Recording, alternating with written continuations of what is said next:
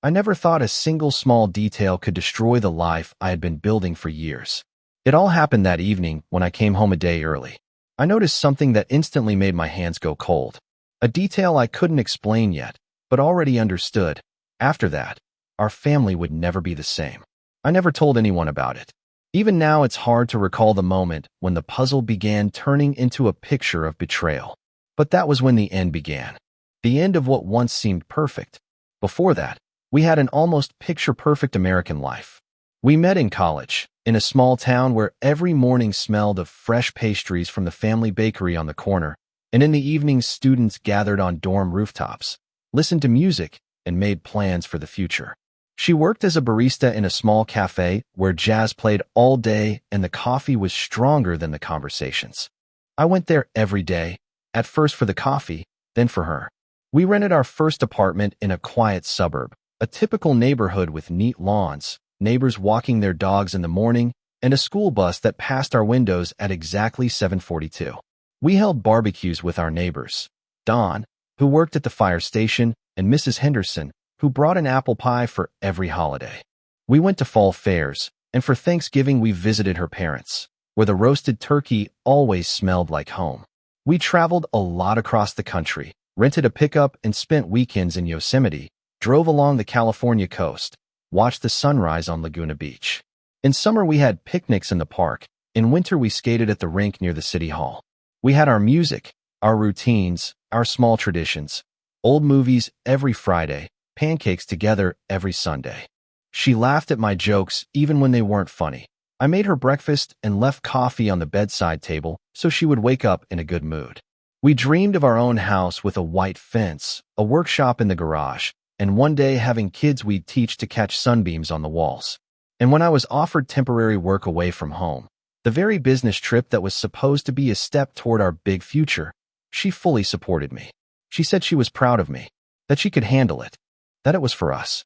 I left, worked without days off, pushed myself to provide her with stability, to give us a chance at the life we dreamed of. I felt certain I was doing everything right. I didn't know that during this time the first crack would appear, right where it never should have been. The business trip lasted almost 3 months. They sent me to an industrial district in another state, the kind of place where people and factories don't need promises, they need money. Shifts ran 12 to 14 hours, sometimes with no days off. The hum of machines, the smell of oil, heavy pallets, strict safety rules. It wasn't career growth, it was sheer necessity. I went for the sake of our family's future. The plan was simple: earn the down payment for a house, pay off part of our debts, and move to a new place in the summer. I lived in a cheap motel by the highway. A room with a rigid bed, a mini fridge, a microwave, and a squeaky air conditioner. The bathroom was the kind where the tiles held on more out of habit than glue. But I didn't complain. The goal mattered more than comfort. Each day started the same. A quick shower, coffee from a vending machine, the work shuttle at 5:30, lunch in a plastic cafeteria, and returning almost in the dark. During the first 2 weeks, my wife and I called each other regularly. Every evening. She told me she was going to work, that she'd met with her friend Molly, that the neighbors had finally replaced their old pickup. Sometimes she sent pictures, the cat lying on the couch, the dinner she cooked, her trip to the mall. Everything looked normal, calm, familiar. But by the 3rd week, the communication began to fade. At first she took just a little longer to reply, then noticeably longer. Sometimes I wrote in the morning and didn't get an answer until evening. She said she was tired, that there was a lot going on, that she'd been delayed. A few times she rescheduled our calls herself. I can't talk right now, I'll call back later. Sometimes she did, sometimes she didn't. I didn't make a scene. I understood it was hard for her alone. The daily chores, work, the commute, an empty house. But the changes were becoming obvious. For instance, she stopped telling me about her day in detail. Everything turned into short phrases. Instead of real conversations, formal replies. When I asked how she was feeling, she said, "Fine." When I asked what she'd been doing, nothing special. By then I started having feelings that couldn't be described with one word. It wasn't jealousy or suspicion, more like the sense of being deliberately kept at a distance. Another week passed, and I noticed she began disappearing in the evenings. She used to always be home after 7. That never changed. Now she said, "I'm with friends. I stepped out for a bit. I'm busy." Sometimes she didn't pick up the phone for 2 or 3 hours, then explained it with a dead battery or poor reception. Once I called at 9, silence. Called again at 10, still silence. At 11, she sent a short message. Sorry, didn't hear. No explanations. No attempt to talk afterward. She just closed the topic. At work, men who had been doing these out-of-state jobs for years told me distance is the most dangerous test for any family. Each had his own story. Someone returned to a half-empty home. Someone to a relationship already in ruins. Some spoke openly. If your wife starts avoiding calls, it's not just fatigue. I listened, but didn't want to connect their words to us. I was sure things were different for us. But the chain of facts was becoming too solid to ignore. Once, I called during her usual evening at home. In the background, I heard a TV and footsteps. But when I asked who was there with her, she answered too quickly. No one. I'm alone. Her voice was tense, as if she wanted to end the call as soon as possible. Another time, she said she went to bed early. But an hour later, I saw she'd read my message. No reply. She later claimed her phone had turned on by accident. In the 4th week, I asked her directly, "Tell me honestly, what's going on? You seem distant." She replied instantly, "Nothing. Just pressure at work. I'm fine." And she ended the conversation herself. After that, I began analyzing every interaction. The words didn't change, but her tone did. The warmth that used to be there was gone. She didn't laugh, didn't ask about me, didn't care how my shifts went. It was as if she talked to me out of obligation. Several times I tried to start a deeper conversation, but she avoided it. She blamed tiredness or having things to do. At the same time, her schedule changed. She began going out on errands more often. She'd never had such frequent trips before. She stopped texting me from work, though she used to always find a minute. She started coming home late in the evenings. I noticed even small things. For example, in the photos she posted for her friends, she looked too dressed up for an ordinary weekday evening. And in one picture, I noticed a man's jacket in the background. She said it belonged to a friend's place. I said nothing. All of it created a background that was impossible to ignore. I kept working because I had to fulfill the contract. The shifts became harder. Thoughts of home distracted me, made it difficult to focus. At night, in the motel, I often stared at the ceiling, unable to sleep, replaying every detail, every pause, every strange explanation. Midway through the trip, I tried to suggest, "Let me come home for the weekend. They can give me 2 days." She replied so quickly it felt like she already knew what she would say. "No, don't. My whole weekend is full. Better wait until you're done." That was the clearest signal. She had never turned down a chance to see me early. Never.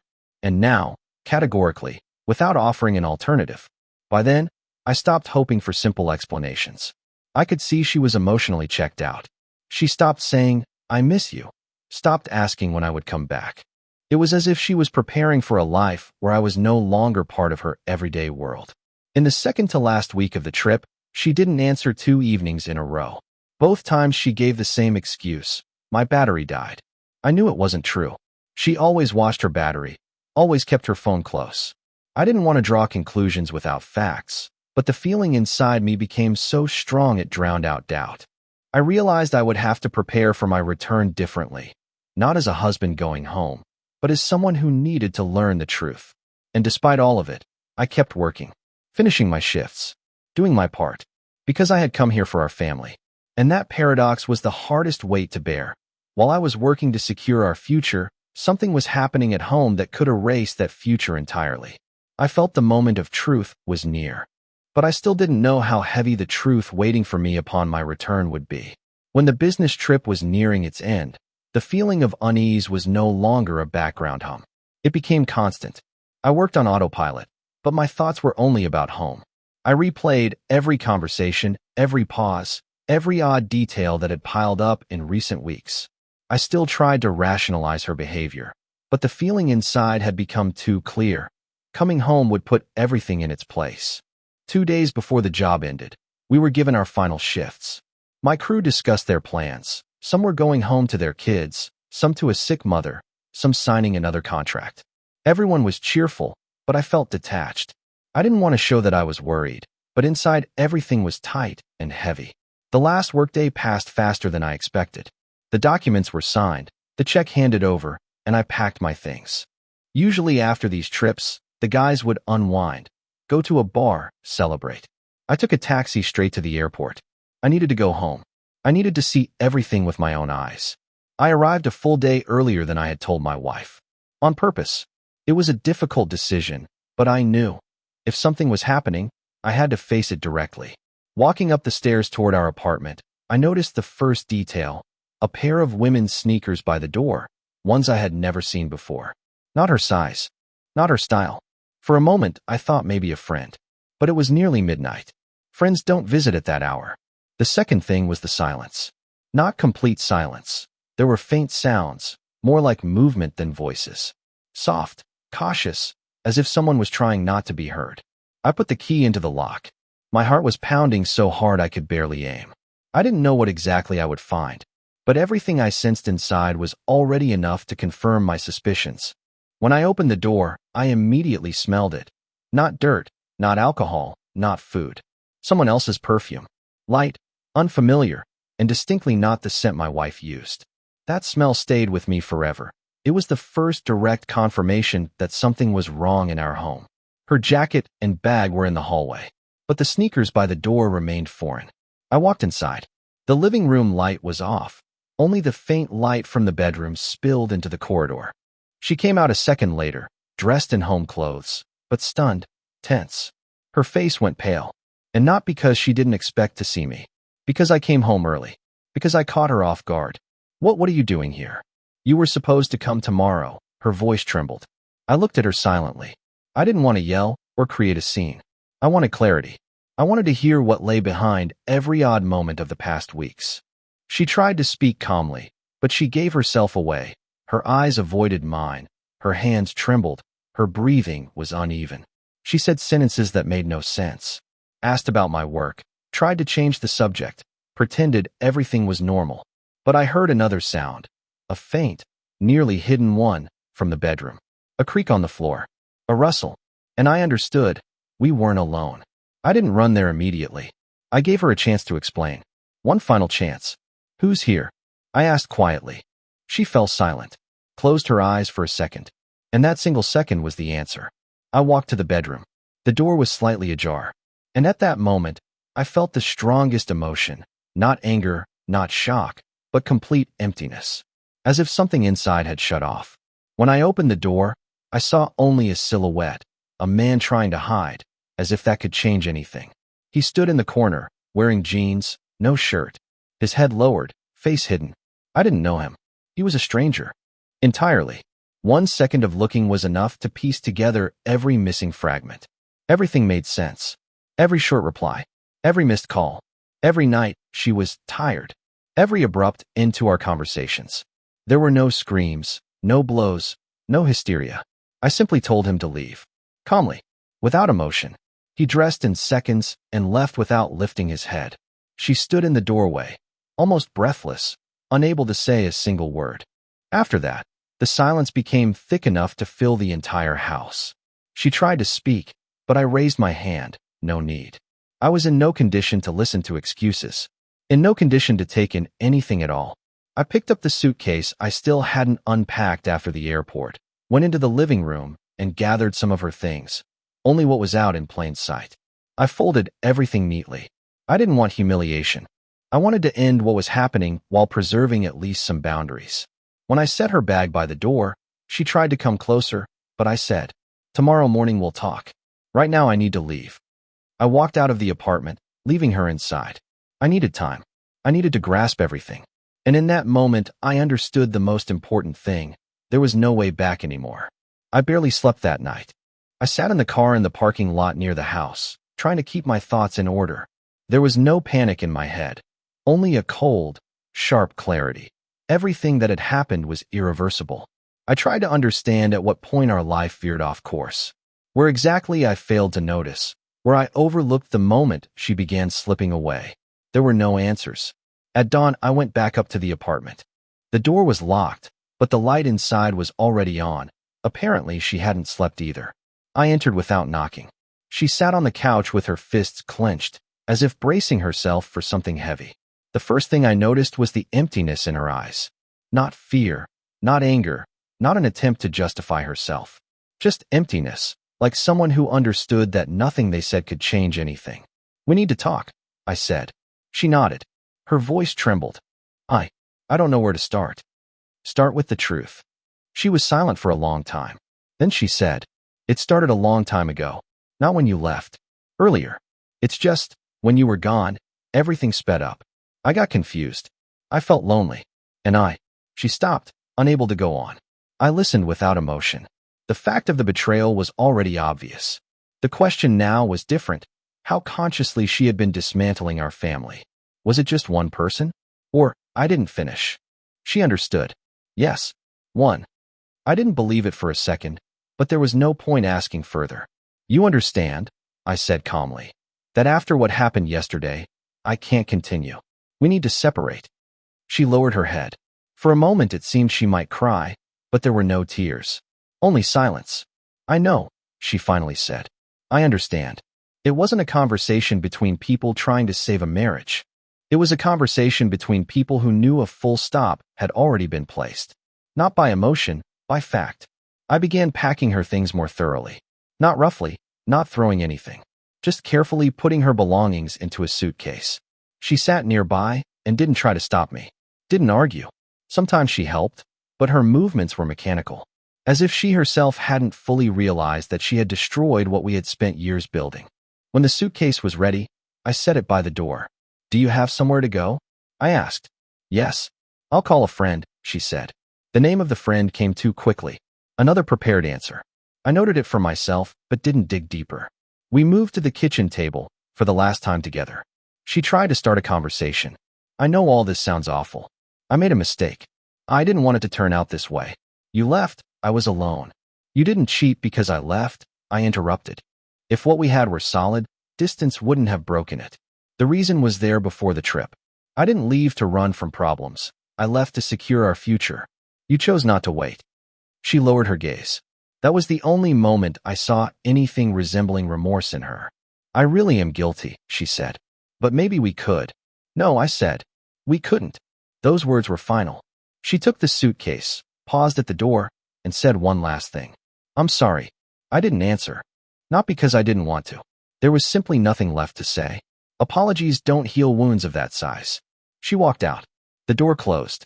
The silence in the apartment changed, no longer tense, but empty. I stood there for several minutes, trying to understand whether I felt anything besides exhaustion. Then I began cleaning up the remaining traces of her things and gathering documents. The decision was made: divorce. The marriage was over. And in that moment, I realized the hardest part wasn't the infidelity itself. The hardest part was understanding that the person you were ready to fight for to the very end didn't fight for you at all. After she left, the apartment fell into a silence that felt less like a pause and more like a transition into another life. For the first few hours, I just walked from room to room, trying to get used to the idea that the home we built was no longer ours. Everything around me reminded me of the past: the photos on the walls, the furniture we chose together, even the kitchenware we bought before the holidays. But now all of it had become part of someone else's story. The next day, the practical matters began, the kind that you can't avoid in the United States. A divorce isn't just emotions, it's also formal procedures. We agreed to meet in the presence of lawyers to arrange the division of property. This wasn't a harsh decision, just a normal American reality. Each side must understand their rights and obligations. The conversation was businesslike. No yelling, no accusations. I left her the things that genuinely belonged to her: clothes, jewelry, any electronics she had bought herself. We divided the shared property according to the law, fairly, without trying to take more. I didn't want to become the kind of man who takes revenge through possessions. For an American audience, this is an important point. The division must look mature and balanced. She accepted her share without argument. The only moment when her voice wavered was when we took down our family photograph from the wall. I removed it first and put it straight into a box, so the meeting wouldn't turn into an emotional spectacle. When we signed the papers, the attorney said the standard phrase: "You are now legally free from each other." The phrase sounded unexpectedly heavy. Not because I doubted the decision, but because it officially sealed the end of what once had been the most important part of my life. The following days carried the weight of after effects. Friends and colleagues began to ask what had happened. Many didn't believe it at first. Some offered the usual phrases, "These things happen. Life goes on. She'll realize her mistake." In American culture, such reactions are common. Support without intruding too deeply. No one asked for details, no one judged. But their words didn't help. Then I had to tell her parents. The conversation was brief. They didn't know everything, but they understood their daughter had made a mistake. I didn't blame her in front of them. I simply stated the facts. American norms rarely support public airing of the laundry in family conflicts. I chose to keep my dignity. Meanwhile, the house we lived in felt truly empty. Places where her things had been now looked like gaps in the walls. In the kitchen, one cup. In the closet, half-empty shelves. In the bedroom, a kind of silence that didn't belong to anyone. For the first time, I realized how much a person's physical presence changes a space. I began restoring order methodically. I threw out old shared photos, put away decorative items that only mattered when we were a couple. I changed the bedding, rearranged the furniture, reshaped the familiar layout of the rooms. Not out of anger, but because the home had to become new. Without her. At the same time, I started working on myself.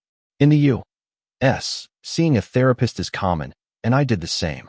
Not out of weakness, but to organize my thoughts. I needed to understand how to rebuild, how not to get stuck in resentment, how to leave a broken marriage without guilt.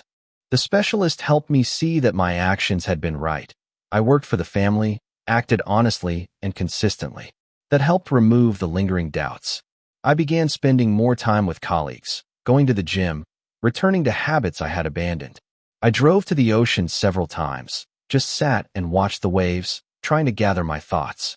Coastal states often become places for a reset point, and it was there that I first felt I could breathe normally again. Gradually, life began to stabilize. Not suddenly, not through some burst of inspiration, but through small steps. I started noticing that I could think about the future without heaviness, that I could talk about the divorce without anger, that I could remember the past without pain. And most importantly, I realized that betrayal does not define my worth. It defines only the choice of another person. That's how I stepped into the next stage of my life, alone, but not broken. And for the first time in a long while, I felt that ahead of me there was something more than the aftermath of betrayal. After the divorce, life became different, not better, not worse, just different. As if the world had rearranged itself around me, leaving me standing at the center of something new. The first weeks felt strange. Coming home to an empty place, cooking for one, waking up without the familiar, "What are we doing today?" But gradually the silence stopped being an enemy. It became a space for restoration. I began shaping a new routine. Morning coffee on the porch instead of shared breakfasts. Workouts after work instead of evening calls. Small weekend trips so I wouldn't get trapped inside four walls. I realized that solitude wasn't a punishment. It was a chance to hear myself again. Work also became an anchor. When colleagues learned about the divorce, they stayed respectful, not prying into details, but offering genuine support. In American culture, a simple, "If you need anything, just say so," often carries more weight than long conversations. My manager offered me an additional project, and I agreed. Not to escape the past, but to fill my life with something that moved me forward. Gradually, I began to notice changes within myself. Before all of this, I thought my worth lay in what I could provide for a family, money, stability, plans for the future. Now I understood that my worth lay in the kind of person I was at my core. Loyal, steady, capable of working toward a goal. Those qualities remained, regardless of who stood next to me. One evening I decided to walk along our old route, the street we used to love. I expected memories to hit me with pain, but they didn't. Instead, I noticed how much had changed. A new restaurant, a new booth on the corner, new faces everywhere. The city lives, moves forward, just like every person in it, including me. I began thinking less about what I had lost and more about what I had gained. The freedom to make decisions, the space to grow, the chance to build a new life without compromises that break a person. The realization that I could go through deep pain and not become weaker. Sometimes people asked if I planned to try a relationship again. I answered honestly, when I'm ready, yes. Not out of fear, not out of resentment, simply because any new beginning should be intentional. After something breaks, the worst thing you can do is rebuild in haste. You rebuild when it's right. The final turning point came unexpectedly. I was sitting by the ocean, watching the waves roll onto the sand, when I suddenly realized I no longer drift back to thoughts of betrayal. It was no longer the center of my story. It had become just a part of the journey, unpleasant, painful, but behind me. I didn't wish her harm. I didn't want revenge. Those emotions faded on their own once I understood that life had punished us both in its own way. She lost someone who had been entirely devoted to her. I lost an illusion that should never have lived so long. I came out of this story a different person, stronger, more honest with myself, more attentive to the small things that shape a relationship. But most importantly, I learned that someone else's betrayal does not define my future. Only my choices define who I become next. The ending was simple and calm. I stood up, inhaled the ocean air, and felt free. Not from the marriage, not from the pain, but from the past that no longer held me. This story is no longer about how I was betrayed. It's about how I rose above what tried to break me. That became the true conclusion.